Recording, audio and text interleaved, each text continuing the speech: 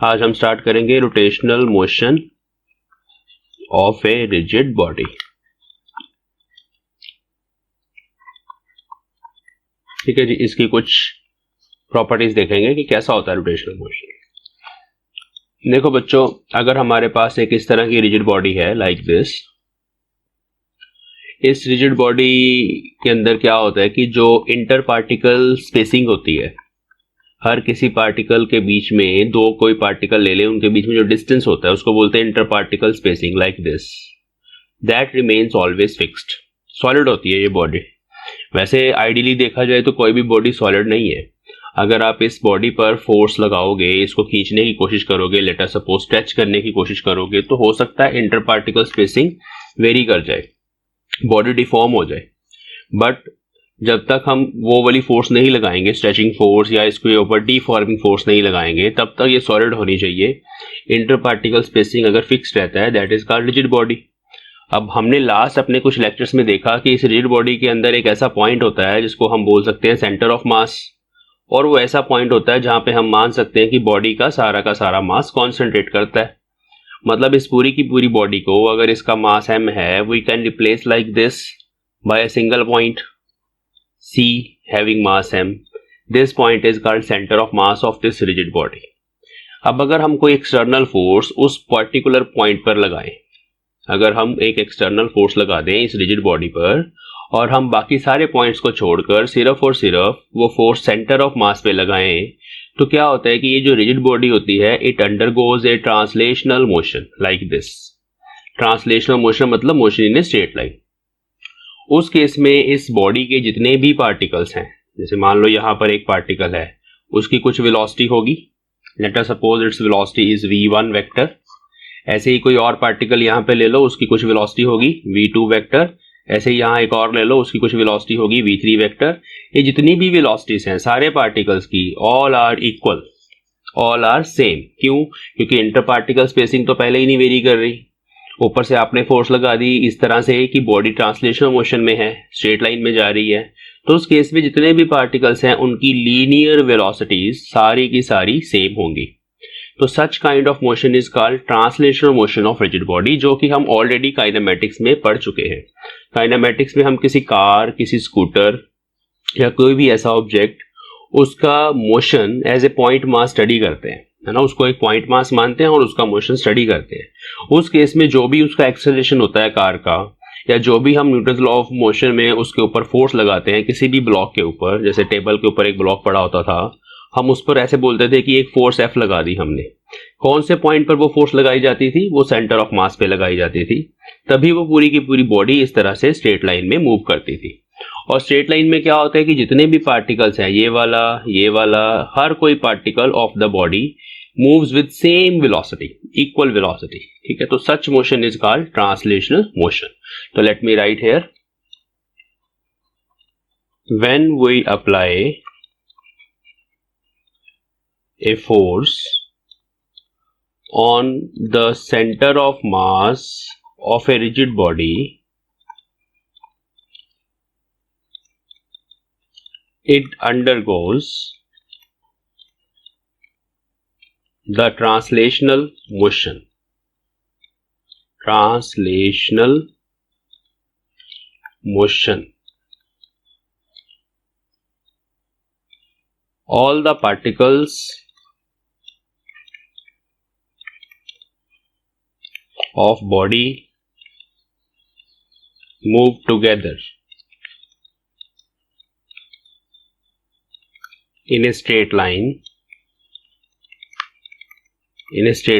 or along a path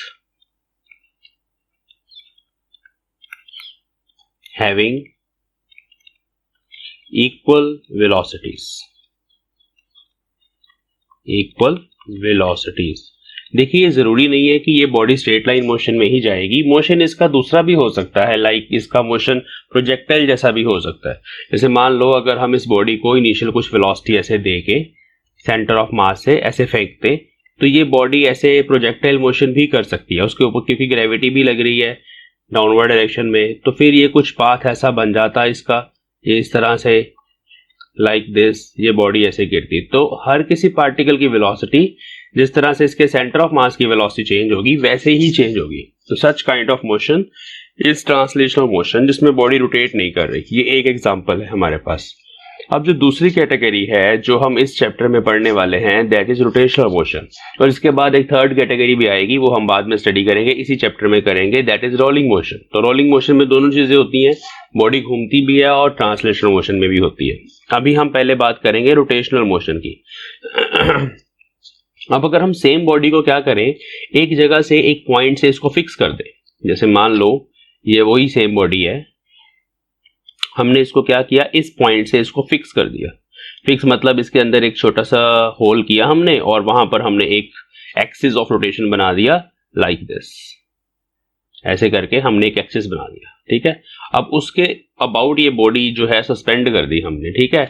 suspend करने के बाद हमने इसको घुमा दिया, ऐसे हमने फोर्स लगा दी, टॉर्क लगा दिया। अब देखो टॉर्क क्या होता है, ये जो हमने पॉइंट जहां सस्पेंड किया है वहां से अगर हम ये परपेंडिकुलर डिस्टेंस ले लें r, और ऐसे हम एक फोर्स लगा दें बॉडी के ऊपर, एक्सटर्नल फोर्स, तो उस फोर्स ने इस बॉडी को घुमा देना है, रोटेशनल मोशन प्रोड्यूस करना है, ठीक है।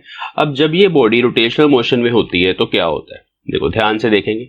यहां पर एक पार्टिकल होगा, एक पार्टिकल यहां ले लेते हैं, एक पार्टिकल यहां ले लेते हैं, ठीक है, 3 पार्टिकल्स ले लेते हैं। अब हर किसी का देखिए जो डिस्टेंस है from this point that is different, this is called axis of rotation. इसके अबाउट बॉडी घूमती है, एक्सिस ऑफ रोटेशन। इस एक्सिस के अबाउट ये बॉडी घूमेगी, रोटेट करेगी, ठीक है। अब इस एक्सिस ऑफ रोटेशन से मान लो ये वाला एक पार्टिकल है, उसका डिस्टेंस है r1, ठीक है, और इसकी वेलोसिटी है इस पर्टिकुलर डायरेक्शन में v1 वेक्टर। ऐसे ही एक और ये पार्टिकल है, इसका यहां से जो परपेंडिकुलर डिस्टेंस है दैट इज, यहां पर ले लेते हैं पार्टिकल, यहां बनाते हैं डिस्टेंस, ये मान लो r2 है और इसकी वेलोसिटी इस डायरेक्शन में v2 है। सिमिलरली ये r3 है, उसके कॉरस्पॉन्डिंग वहां पे जो पार्टिकल है उसकी वेलोसिटी v3 है। अब ये जो वेलोसिटीज हैं v1, v2, v3, they are not equal. यहां पर क्या होता है कि जब ये बॉडी घूमेगी तो इस बॉडी के रोटेशन की जो स्पीड है जिसको बोलते हैं एंगुलर वेलोसिटी, एंगुलर वेलोसिटी अगर वो कांस्टेंट है, इज कांस्टेंट, ठीक है। एंगुलर वेलोसिटी क्या होती है, हमने सर्कुलर मोशन में पढ़ा है, ओमेगा बोलते हैं उसको, which is rate of change of angle with respect to time. कौन सा एंगल, किसी भी पार्टिकल का angle with respect to time जब वो रोटेशनल मोशन में होता है। एग्जांपल ले लेते हैं, जैसे मान लो यहां पर ओरिजिन है और ये एक पार्टिकल है, बॉडी का ही एक पार्टिकल है m1, ठीक है जी। अब जब ये पूरी की पूरी बॉडी घूमी तो m1 भी घूम के यहां पहुंच गया, m1 यहां पहुंच गया, तो उसने कुछ एंगल बना दिया ना अपने पुरानी पोजीशन के साथ, थीटा। तो rate of change of theta with respect to time is called angular velocity. तो अगर एंगुलर वेलोसिटी कांस्टेंट है, दो केस होंगे, एक होगा एंगुलर वेलोसिटी कांस्टेंट होगी, दूसरा होगा एंगुलर वेलोसिटी कांस्टेंट नहीं होगी। वो दोनों केस अभी हम डिस्कस करेंगे। तो पहला केस है कि ये बॉडी आप इमेजिन करो कि ऐसे घूम रही है, बट इसकी जो स्पीड ऑफ रोटेशन है, angular velocity, that is constant. मतलब ना तो ये स्पीड अप हो रही है ना ही ये स्लो डाउन हो रही है, एक कांस्टेंट वेलोसिटी से घूमती जा रही है। एग्जांपल अगर आप देखना चाहते हो तो जैसे आप फैन ऑन करते हो अपना, एक जगह पे आपने फैन को फिक्स कर दिया, पहले तो आपने ऑन किया जब, तो वो धीरे धीरे स्पीड अप होता है, उसकी एंगुलर वेलोसिटी धीरे धीरे बढ़ती है, फिर एक फिक्स एंगुलर वेलोसिटी हो जाती है, फिर वो उतनी स्पीड पे ही घूमता रहता है जब तक आप उसको बंद ना करो, स्लो डाउन ना करो वहां से रेगुलेटर से, तब तक वो एक फिक्स स्पीड पे घूमता रहता है। तो such kind of rotational motion is called uniform rotational motion. Uniform in the sense कि ओमेगा इज कांस्टेंट, ठीक है। अगर ओमेगा कांस्टेंट है तो उस केस में क्या होगा, then these velocities v1, v2, v3 can be calculated as v1 vector is equal to, vector छोड़ देते हैं चलो, क्योंकि डायरेक्शन जो है हर पार्टिकल की tangent to the circular path होती है। कैसे, देखो ये वाला जो पार्टिकल है ये भी घूम रहा है तो इसका एक अपना सर्कुलर पाथ बनेगा लाइक दिस, दूसरे पार्टिकल का अपना एक सर्कुलर पाथ बनेगा, तीसरा पार्टिकल अपना एक सर्कुलर पाथ बनेगा। तो जब बॉडी रोटेशनल मोशन में होती है हर एक पार्टिकल सर्कुलर मोशन में चला जाता है, और हर एक पार्टिकल की जो अपनी वेलोसिटी होती है, स्पीड जो होती है, that is v1 is equal to r1 times omega. ऐसे दूसरा जो पार्टिकल आपने यहाँ पे माना हुआ है, सेकंड पार्टिकल m2 मान लो इसको, उसकी वेलोसिटी होगी v2 is equal to r2 times omega. तीसरे की होगी v3 is equal to r3 times omega, मतलब ओमेगा तो फिक्स है यहाँ पर, एंगुलर वेलोसिटी इज कांस्टेंट, सारे सेम एंगुलर वेलोसिटी से घूम रहे हैं, बट क्योंकि r जो है ये डिफरेंट है, कोई पार्टिकल जो दूर है उसकी वेलोसिटी या उसकी स्पीड ज्यादा होगी, जैसे v3 सबसे दूर है, उसका r सबसे बड़ा है, वो सबसे फास्ट घूमेगा, तभी तो उसके साथ साथ चलेगा ना एंगल, तभी तो सेम ट्रेस करेगा। और ये वाला जो पार्टिकल है जो थोड़ा इन बिटवीन है वो थोड़ा स्लो चलेगा, और जो बिल्कुल एक्सिस के पास है पार्टिकल वो और स्लो चलेगा। क्यों? क्योंकि एंगुलर वेलोसिटी कांस्टेंट है। तो यहां पर क्या होता है कि इस केस में रोटेशनल मोशन में, इसको बोलते हैं pure rotational motion, pure rotational motion में ये जो वेलोसिटीज होती है of each particle they are different and they can be calculated by using this relation। ठीक है, तो ये वो है जब एंगुलर वेलोसिटी ओमेगा कांस्टेंट है। अगर एंगुलर वेलोसिटी ओमेगा कांस्टेंट नहीं है, अगर वो टाइम के साथ वेरी कर रही है, तो क्या होगा? देखो r1 r2 r3 फिक्स हो चुके हैं, अगर ओमेगा इंक्रीज होगा विद रिस्पेक्ट टू टाइम, तो हर किसी पार्टिकल की जो वेलोसिटी है वो भी with respect to time increase होगी। ठीक है, तो यहीं पे लिखते हैं if omega increases with time, अगर ऐसा होगा तो फिर velocity v1 v2 and vn up to they also increase with time. ठीक है, तो that is in that case it is not a uniform rotational motion. Uniform rotational motion में क्या होता है? Omega is constant. फिर इस केस में अगर आप ओमेगा बढ़ाना चाहते हो तो आपको टॉर्क लगाना पड़ेगा फोर्स की जगह, जहां पर हमारे पास टॉर्क होता है इन प्लेस ऑफ फोर्स। तो अब हम ये सब चीजें डिस्कस करने वाले हैं। ठीक है, तो let me right 2-3 points about rotational motion.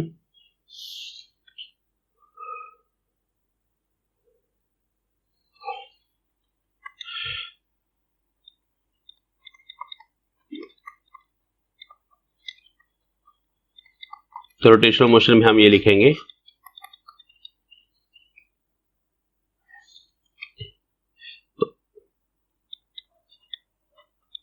if we fix a body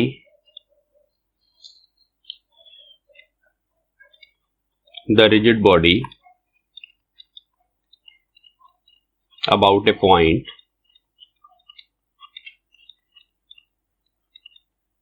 and starts rotating,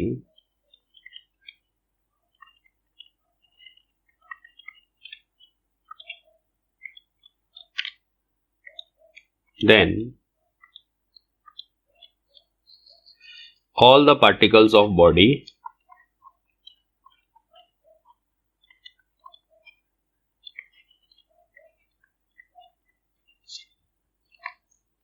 move along circles of different radii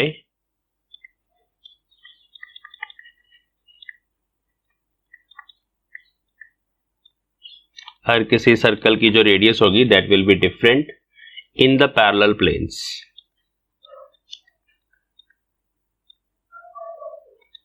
in the parallel planes।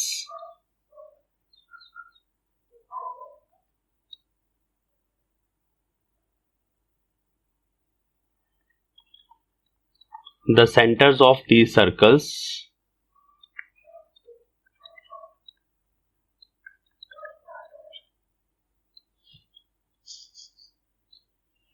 lie on a fixed line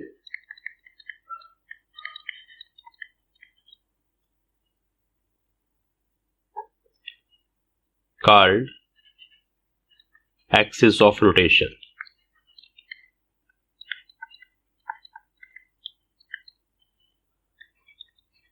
All the particles have different speeds,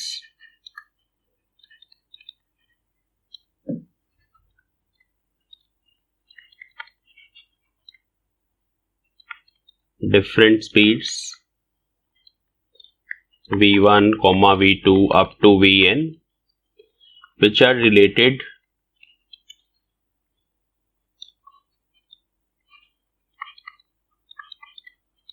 angular velocity of body omega as v1 is equal to r1 times omega, v2 is equal to r2 times omega, and so on up to vn is equal to rn times omega। And here r1, r2 up to rn are the radii of circles, जो अभी हमने लिखे हैं ना, उन circles की radii आप बोल सकते हो. और what are they? They are perpendicular distances of respective particles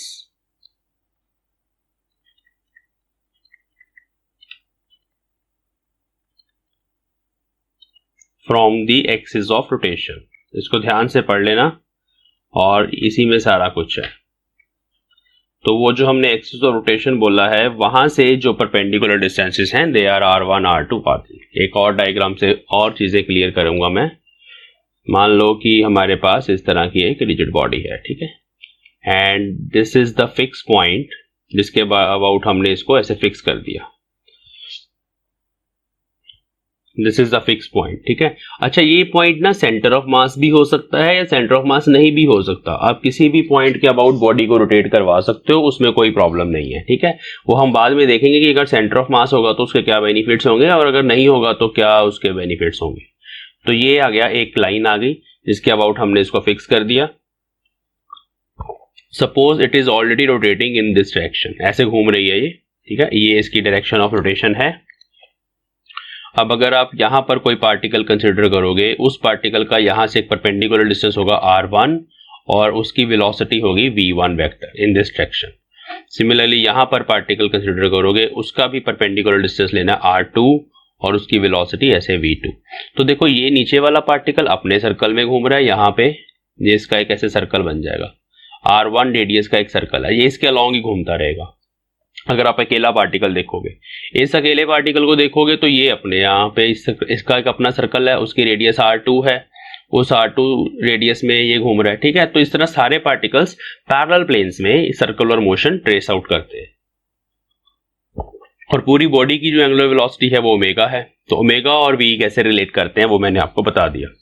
अब अगर ओमेगा आप with respect to time change करोगे तो उस केस में फिर वेलोसिटी भी जो है हर किसी पार्टिकल की वो with respect to time change होगी, ठीक है. तो हमारे पास एक केस होता है रोटेशनल मोशन का जिसमें एंगुलर एक्सेलरेशन जो होता है दैट इज कांस्टेंट.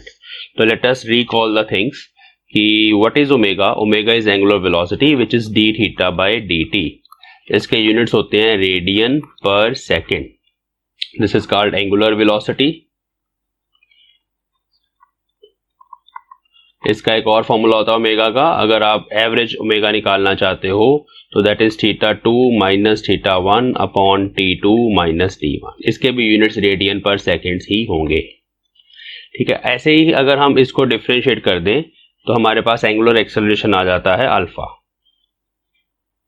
जो एंगुलर एक्सेलरेशन होता है that is rate of change of angular velocity, वो हमें पता है. इसके यूनिट्स हो जाएंगे रेडियन पर सेकेंड स्क्वायर.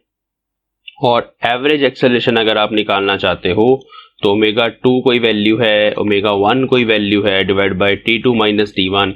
इतने टाइम इंटरवल में जो एंगुलर वेलोसिटी चेंज हुई है उनको आप सब्ट्रैक्ट कर दो and you will gate average angular acceleration.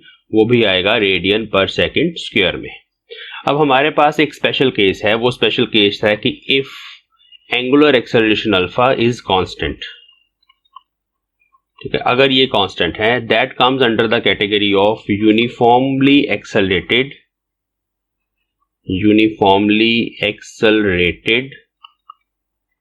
Rotational motion. जैसे सेम हमारे पास होता था ना यूनिफॉर्मली एक्सेलरेटेड मोशन, बस हमने एक लाइन एक वर्ड ऐड कर देना अभी यहाँ पे रोटेशनल मोशन. तो this is uniformly accelerated rotational motion. इसमें अल्फा कांस्टेंट रहेगा. इसका मतलब है कि ये जो rate of change of omega है alpha angular acceleration that remains constant. Constant rate पर ही ओमेगा चेंज होगा, मतलब चेंज हो रहा है ओमेगा, या तो बॉडी स्पीड अप हो रही है या बॉडी स्लो डाउन होगी, ठीक है. तो इसका मतलब है यहां पे लिख लेते हैं the body is speeding up. Speed हो, उसकी स्पीड बढ़ रही है घूमने की, जैसे आप पंखा ऑन करते हो उस टाइम पे, और स्लोइंग डाउन, स्लो डाउन भी कर सकती है but at a constant rate. ये इसका मतलब है. कांस्टेंट रेट, मतलब जितना एंगुलर वेलोसिटी में चेंज आ रहा है ना वो इक्वल आ रहा है हमेशा। तो such kind of motion is called uniformly accelerated rotational motion. ठीक है, उसके लिए हमारे पास तीन इक्वेशंस हैं। कौन सी तीन इक्वेशंस हैं देखो मैं यहाँ पे समझाऊंगा आपको। जैसे हमारे पास होता है v is equal to wait, colour change करेंगे, हाँ, जैसे हमारे पास होता है v is equal to u plus a t, ये लीनियर मोशन में होता है ना हमारे पास, उसकी जगह v की जगह ये है लीनियर वेलोसिटी, हमारे पास आएगी angular velocity omega is equal to omega naught, this is initial angular velocity, plus a की जगह लीनियर एक्सेलरेशन की जगह angular acceleration alpha into t. तो this is the first relation corresponding to this linear relation when we study rotational motion. Similarly, second equation is s is equal to ut plus half at square. इसमें भी तो a constant ही है ना, यहाँ पे a constant था। Similarly यहाँ पर क्या कांस्टेंट है, यहाँ पे अल्फा कांस्टेंट है जैसे मैंने बताया, तभी इक्वेशंस वैलिड है। तो s की जगह हमारे पास आएगा theta, because this is angular displacement, this is displacement, this is angular displacement और angle. Theta is equal to omega naught t plus half alpha t square. बस जस्ट आपको पैरामीटर्स पता होने चाहिए कौन सा किधर लगाना है। ऐसे एक रिलेशन है हमारे पास v square minus u square is equal to 2as, उसकी जगह आ जाएगा omega square minus omega naught square is equal to 2 alpha theta. तो these are the three relations that will be useful to study the uniformly accelerated rotational motion.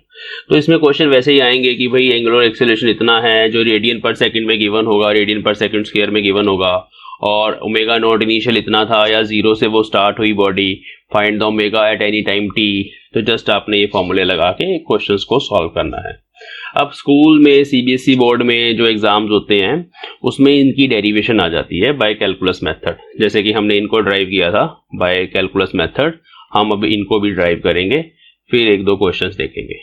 Derivations of first equation of motion, तो let us drive.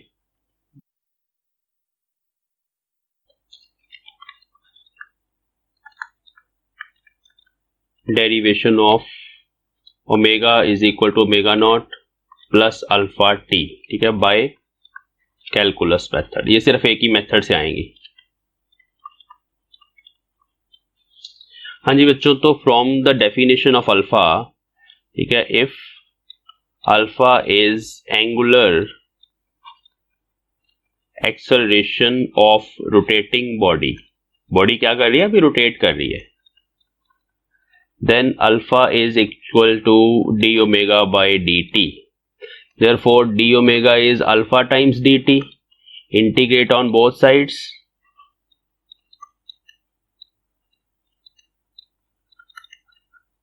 Limits लेनी है omega to omega naught to omega, एक d omega की limit चलेगी, तो omega naught to omega एक limit लेनी है, और दूसरी टाइम की चलेगी 0 टू t, ठीक है जी, दीज आर द लिमिट्स। तो ये क्वेश्चन बन जाएगी integration of D omega integration of alpha D T. एक बार लिमिट्स लगा के शो कर देना यहाँ पे 0 टू t, सॉल्व कर देंगे इसको। इधर आ गई डी ओमेगा की इंटीग्रेशन ओमेगा आ गई, लिमिट्स यहाँ लिख लेना पहले ओमेगा नॉट ओमेगा, और अल्फा कांस्टेंट है, ये बहुत इंपॉर्टेंट है because we are doing it for constant alpha, ठीक है। तो अल्फा इंटीग्रेशन से बाहर आ जाएगा, integration of d t is t and limits are 0 to t. तो यहां से ये बन गया omega minus omega naught is equal to alpha times t, और omega is equal to omega naught plus alpha t, ठीक है। यहां पर एक चीज लिखेंगे, here alpha is a constant, ठीक है। तो ये चीज पक्का लिखनी है कि बॉडी रोटेट कर रही है बट विद कांस्टेंट एक्सेलरेशन। तो this is the first derivation. Second अभी हम कर लेते हैं।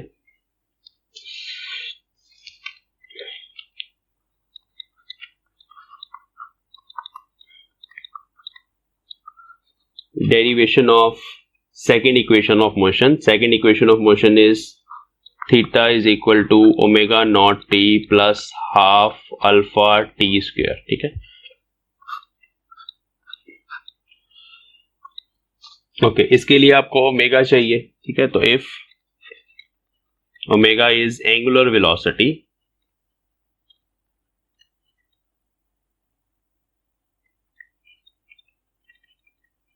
of rotating body,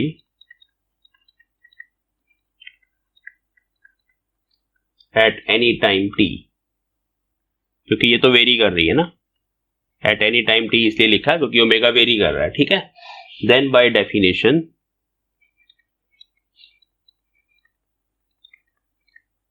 omega is d theta by d t, तो यहां से d theta is equal to omega d t लिखेंगे हम, और ऐसे चलेंगे डी थीटा ओमेगा की जगह हम पुट करेंगे omega naught plus alpha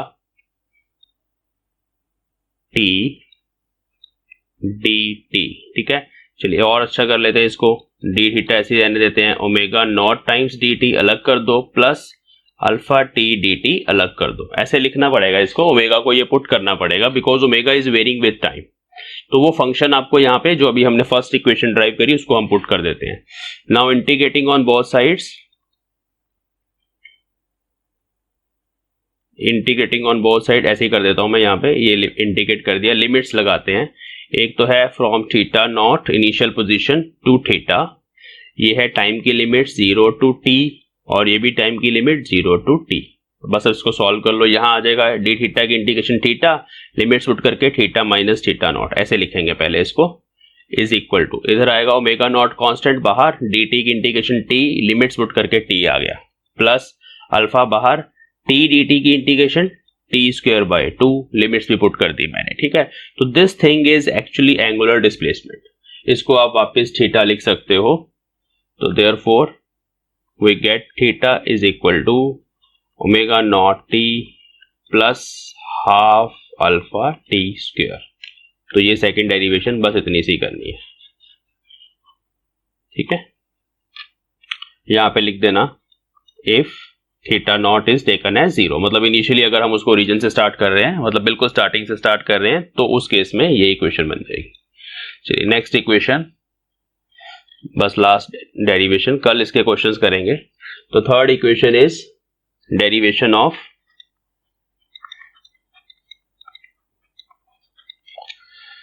omega square minus omega naught square is equal to 2 alpha theta, इसको अभी हमें ड्राइव करना है। ओके, इस केस में हमें अल्फा की डेफिनेशन चेंज करनी पड़ती है, इस केस में हमें अल्फा को एक्सप्रेस करना पड़ता है, एंगुलर एक्सेलरेशन को टाइम हटाना पड़ता है, बिकॉज इस इक्वेशन में टाइम नहीं है ना, तो हमें टाइम को एलिमिनेट करना पड़ेगा। तो I can write if alpha is angular acceleration then alpha can be written as d omega by d t. बस हम यहाँ पे क्या करेंगे, हम डी थीटा से डिवाइड करेंगे इस इक्वेशन को, डी थीटा से मल्टीप्लाई करेंगे अपॉन डी टी, ऐसे लिख लेंगे इसको। तो ये D omega by D theta ऐसे ही रहेगा और ये ओमेगा बन जाएगा, ये जो ब्रैकेट में मैंने लिखा इसको हम ओमेगा लिख देंगे, D omega by D theta, और इधर अल्फा है। अब जस्ट क्रॉस मल्टीप्लाई कर दो, ये डी थीटा इधर ले आएंगे, तो omega d omega is equal to alpha d theta. Now I will integrate on both side, ये इक्वेशन जो है इसको आपने इंटीग्रेट करेगा, इसमें टाइम नहीं आ रहा, हमें टाइम नहीं चाहिए था।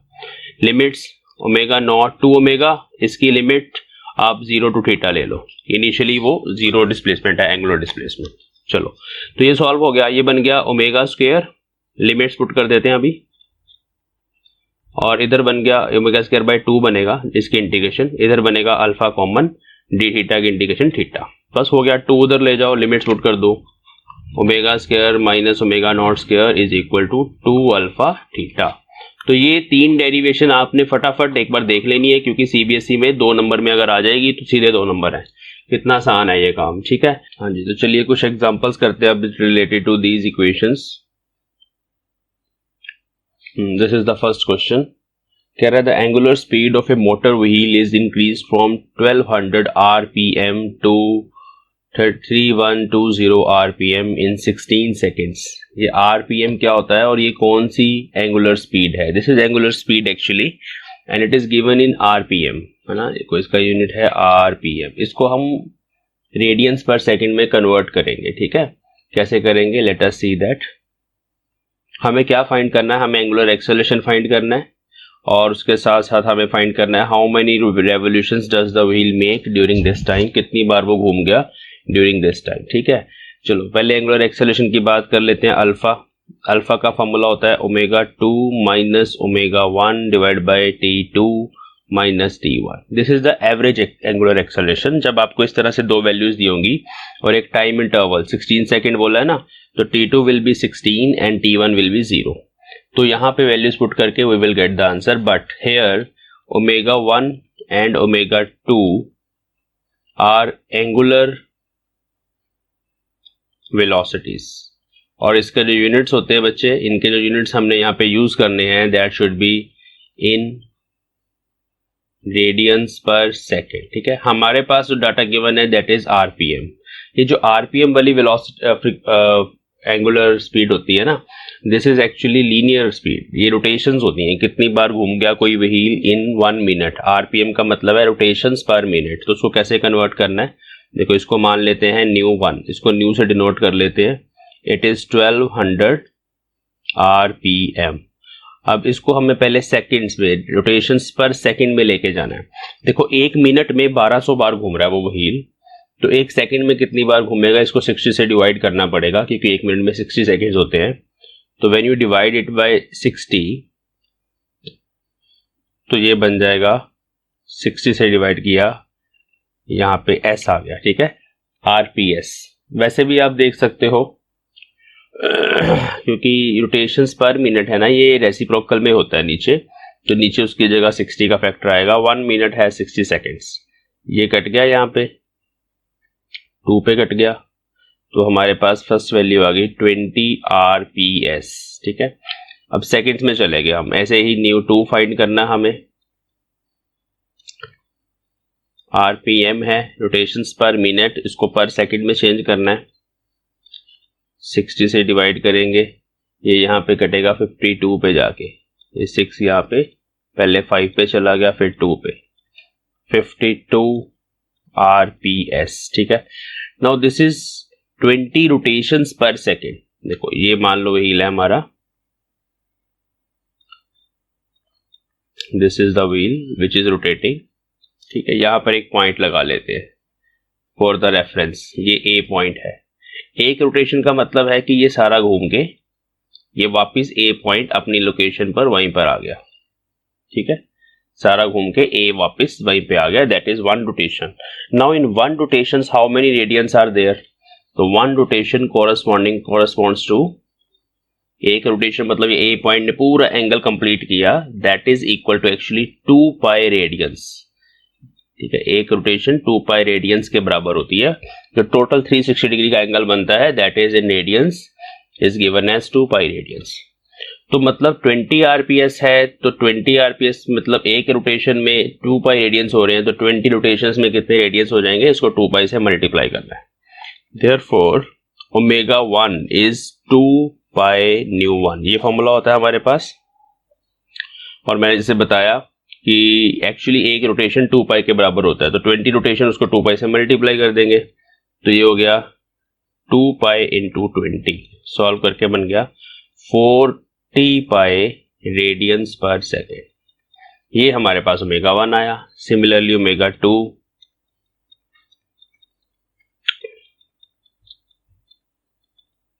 ये सॉल्व करके आ जाएगा 104 पाई रेडियंस पर सेकेंड।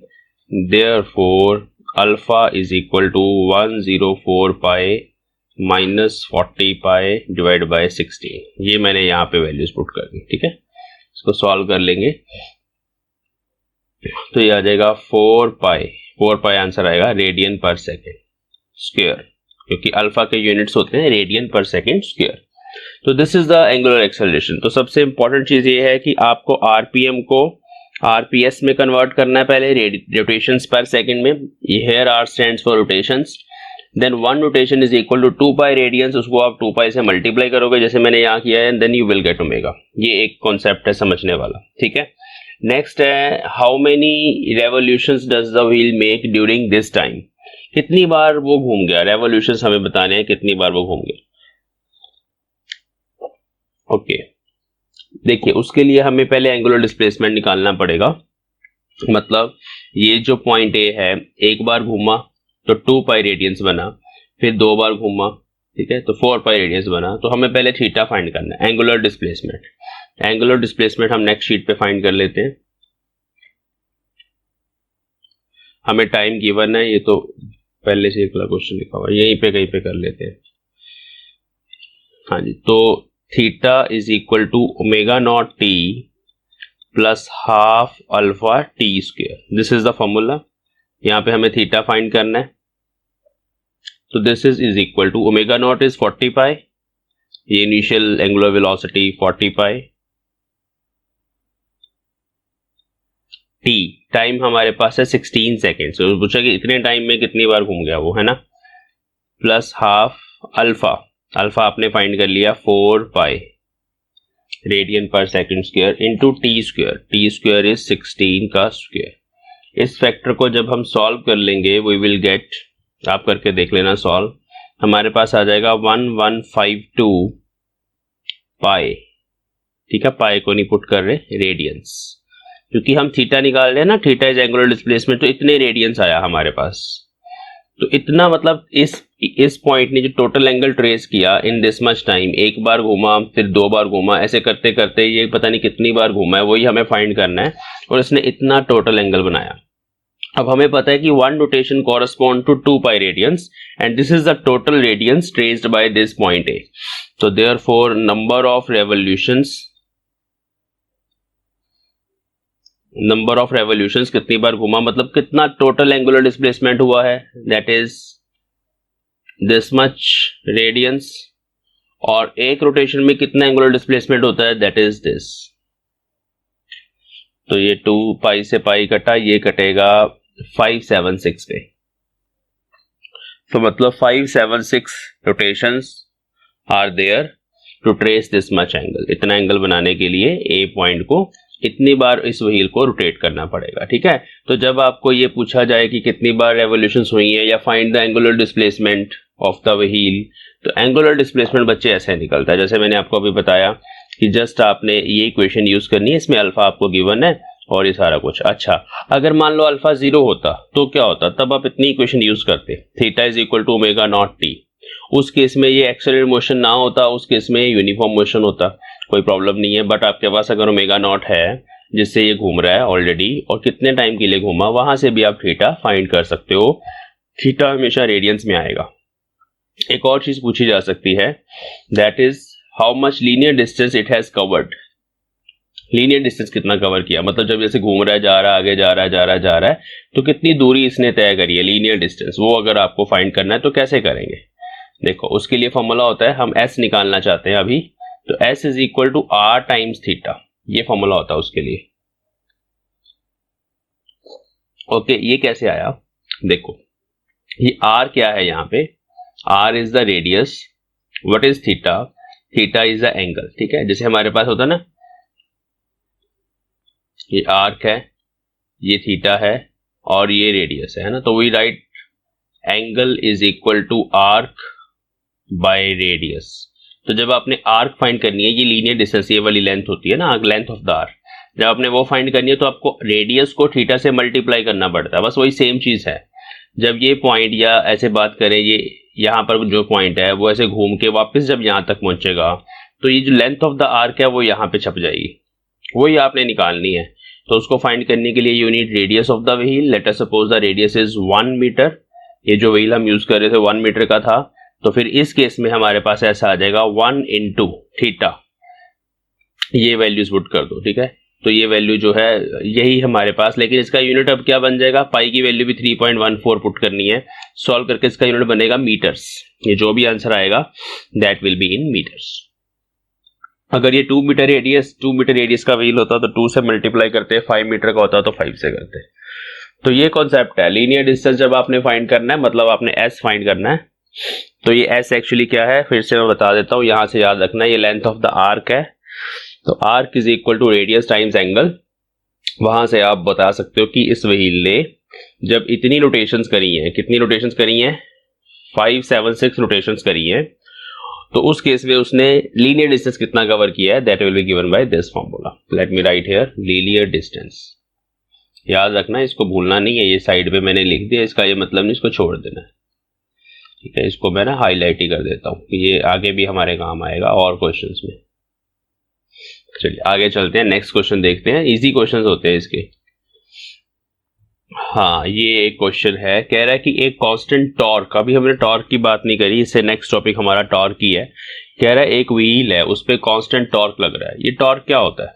देखो, जैसे मान लो ये व्हील है, यहां पर इस पॉइंट पर अगर आप कोई फोर्स लगा रहे हो, ठीक है, यहां पर एक फोर्स लग रही है और ये ऐसे घूम रहा है like this is the perpendicular distance of this force from the point of rotation, axis of rotation. ये एक्सिस ऑफ रोटेशन है ना, इसके अबाउट व्हील घूम रहा है ऐसे लाइक दिस। तो ये वाली force into this perpendicular distance gives you torque. Torque basically rotational force होती है जो किसी भी चीज को घुमाने में हमारी हेल्प करती है। तो कह रहा है एक कांस्टेंट टॉर्क एक्ट हो रहा है, टॉर्क एक्ट कर रहा है व्हील पे, उसके कारण वो जो व्हील है वो रेस्ट से स्टार्ट हुआ। If starting from rest the wheel makes n rotations, उसने n रोटेशन बनाई इन द t सेकंड्स, कुछ टाइम दे दिया t सेकंड्स में, n नंबर रोटेशन उसने करी। Then we have to find the angular acceleration जो अल्फा होता है, and this is given by this formula. ये हमें बताना है, ठीक है। तो रेस्ट से स्टार्ट हुआ है इसलिए ओमेगा नॉट 0 है, सारी वही चीजें हैं हमारे पास, ठीक है जी। अल्फा हमें फाइंड करना है, बट उसने बता दिया कि it has n rotations in t seconds. तो टाइम इज t, टाइम को t पुट करना है, जहां पर भी t आएगा वहां t रहने देना उसको। And there are n rotations, ठीक है, number of rotations is equal to n, ठीक है। अब यहां से हम थीटा निकाल सकते हैं। जब भी आपको पता है कि कोई भी व्हील 10 बार घूम गया तो you can find theta all, theta is given bye 2 pi times number of rotations, ठीक है। जैसे मान लो एक व्हील है वो 5 टाइम्स घूमा, 5 उसने रोटेशंस करी, 5 टाइम्स रोटेट हो गया वो, तो उसमें मतलब कि 5 टाइम्स रोटेट करने का मतलब है थीटा कितना बनाया उसने, 2 पाई इंटू 5, ठीक है। तो ये फॉर्मूला होता है थीटा का, ठीक है। तो n rotations, 1 rotations corresponds to 2 pi radians, n rotation corresponds to 2 pi into n radians. तो ये थीटा आ गया हमारे पास। तो अभी हमारे पास थीटा है, ओमेगा नॉट है, अल्फा हमें फाइंड करना है, t है, तो ये इक्वेशन यूज करेंगे, ठीक है। टाइम वाली इक्वेशन यूज करनी पड़ेगी क्योंकि टाइम में पूछा है इन t सेकेंड्स, ठीक है। तो इक्वेशन आ गई यहाँ पर 2 pi n is equal to 0 plus half alpha t square. Just यहां से अल्फा फाइंड करना है, 4 पाई एन हो गया, टी स्क्वायर नीचे आ गया, तो alpha is equal to 4 pi n upon t square.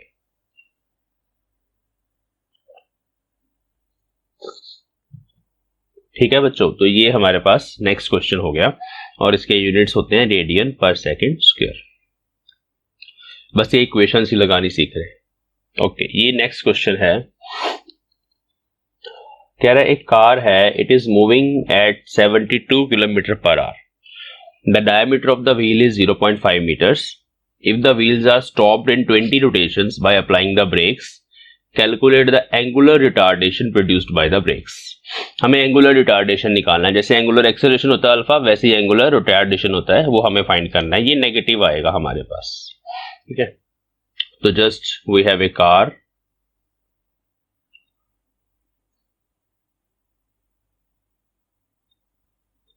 इसका व्हील है और वो जो व्हील्स हैं दे हैव द डायमीटर, ये डायमीटर दिया हुआ ना, हाँ, तो diameter is d is equal to 0.5 metre. तो रेडियस अगर चाहिए तो that is 0.25 metres.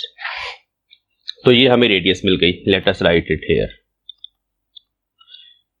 Now wheels are been stopped by 20 rotations, ठीक है। तो 20 रोटेशंस मतलब हमें देखना है कि एंगुलर डिस्प्लेसमेंट कितना हुआ इन द 20 रोटेशंस, वो हमें चाहिए। बिकॉज हमें क्या चाहिए, इनिशियल एंगुलर वेलोसिटी हमारे पास है, it is moving at the speed, ये स्पीड है बच्चे v। यूनिट से पता चलेगा कि कौन सी चीज दी हुई है। किलोमीटर पर आवर में हमें v दिया गया है, इसको पहले मीटर पर सेकंड में चेंज करते हैं। तो 72 इंटू 5/18, जब आप इसको सॉल्व करोगे यू विल गेट 20 मीटर्स पर second. This is the linear speed. Linear speed मतलब जिस स्पीड से ये कार आगे जा रही है, ठीक है, उस स्पीड पे ये मूव कर रही है। अब यहां से हम ओमेगा फाइंड करना चाहते हैं। We have a relation v is equal to r times omega, ये मैंने बताई थी आपको कल भी। तो ओमेगा फाइंड करना है, omega is v bye radius, तो v is 20, radius is 0.25।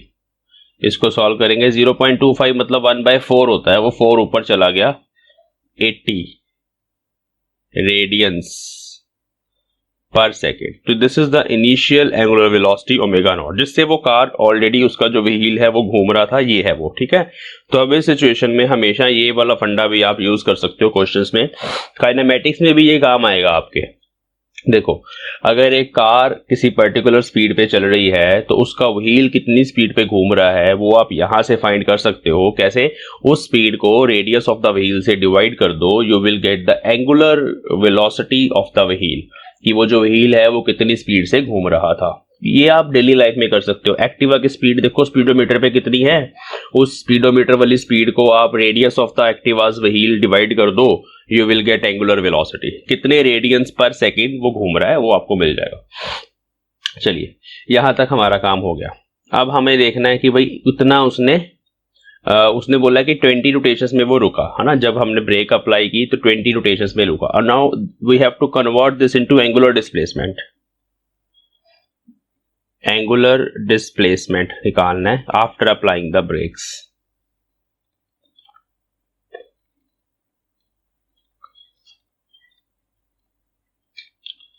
Breaks लगाने के बाद ये कार 20 रोटेशंस कर गया, इसका व्हील थीटा फाइंड करना है। एंगुलर डिस्प्लेसमेंट का फॉर्मूला होता है 2 pi into number of rotation, जैसे मैंने अभी बताया था 20। हर रोटेशन में 2 पाई एडियंस बनेंगे, तो 20 रोटेशंस में कितने एडियंस बन गए? 2 पाई इंटू 20। ये फंडा भी याद रखना है, बार बार बता रहा हूं। तो ये हो गया 40 पाई। इसका यूनिट्स क्या होता है? रेडियंस, ठीक है। तो 40 पाई रेडियंस जो है उसने कवर करना है बिफोर स्टॉपिंग। थीटा मिल गया आपको, ओमेगा नॉट मिल गया, final omega must be 0। Why 0? Because we want to find the angular retardation such that the car stops. तो using omega square minus omega naught square is equal to 2 alpha theta, ये relation है मेरे पास। इसमें हमें omega square जो है that is the final angular velocity, that must be 0, क्योंकि कार को हमें रोकना है। माइनस ओमेगा नॉट स्क्वायर, इसका स्क्वायर करेंगे 80 का square is equal to 2 times alpha हमें फाइंड करना है। Theta is this 40 into pi. बस हो गया सॉल्व। ये एक 80 तो कट जाएगा, यहां पर ये काट देते हैं। तो बेसिकली जो आंसर आएगा दैट इज -80 अपॉन पाई। तो answer is -80 upon pi, therefore alpha is -80 divided by pi. Pi is 3.14। इसको जब हम सॉल्व करेंगे तो answer is -25.5 radiance per second square. Units का पक्का ध्यान रखना बच्चों। अल्फा फाइंड कर रहे हैं तो radiance per second square, omega find कर रहे हैं तो रेडियन पर सेकेंड, वेलोसिटी लिखी है, स्पीड लिखी है लीनियर, तो मीटर पर सेकेंड। इन चीजों का ध्यान रखना है, तो ये क्वेश्चन ठीक रहते हैं, गलत नहीं होते।